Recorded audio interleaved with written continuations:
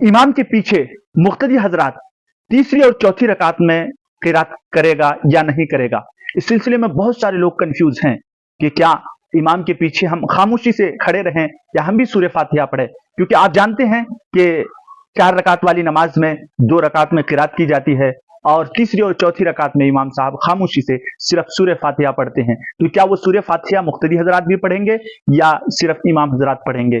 तो इस सिलसिले में मसला है, इमाम शाफी रहमतुल्लाह अलैह बिल्कुल हाई लेवल पर है। वो फरमाते हैं कि चाहे नमाज जहरी हो या सिर्री, हर हालत में मुक्तदी हजरात इमाम के पीछे भी क़िरात करेंगे, चाहे वो मगरिब, इशा और फजर की नमाज हो जिसमें जहरन क़िरात की जाती है, चाहे वो असर और ज़ोहर की नमाज हो जिसमें आहिस्ता से क़िरात की जाती है। तो हर हालत में मुक्तदी हजरात इमाम के पीछे क़िरात करेंगे।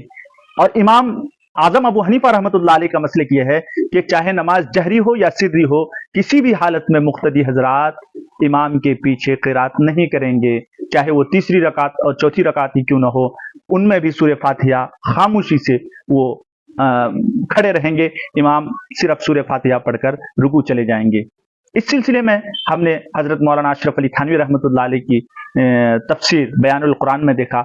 उनका तफर्रुद ये है कि मुक्तदी हजरात तीसरी और चौथी रकात में सूरह फातिहा पढ़े, और उन्होंने दलील में पेश की है फितरत सलीमा की पुकार, कि फितरत सलीमा की पुकार यही है कि जब इमाम खामोशी से क़िरात कर रहा है तो चूंकि कुरान करीम का ऐलान है कि वइज़ा क़ुरिअल कुरान फस्तमिऊ लहू वअनसितू लअल्लकुम तुरहमून, जब कुरान की क़िरात की जाए तो खामोशी से रहो। तो जब इमाम साहब क़िरात बुलंद आवाज से करेंगे तो खामोशी से सुनने का मतलब तो समझ में आता है, लेकिन जब इमाम साहब खामोशी से पढ़ रहे हैं तो मुक्तदी हजरात भी खामोशी से पढ़ ले, वो फितरत सलीमा की पुकार को दलील बनाकर पेश करते हैं। बहरहाल वो बड़े मुज्तहिद आलिम थे।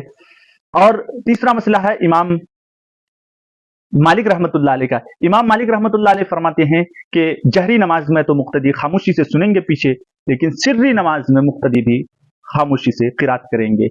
ये 3 हजरात का मसलक मैंने आपसे बयान किया है। अल्लाह ताला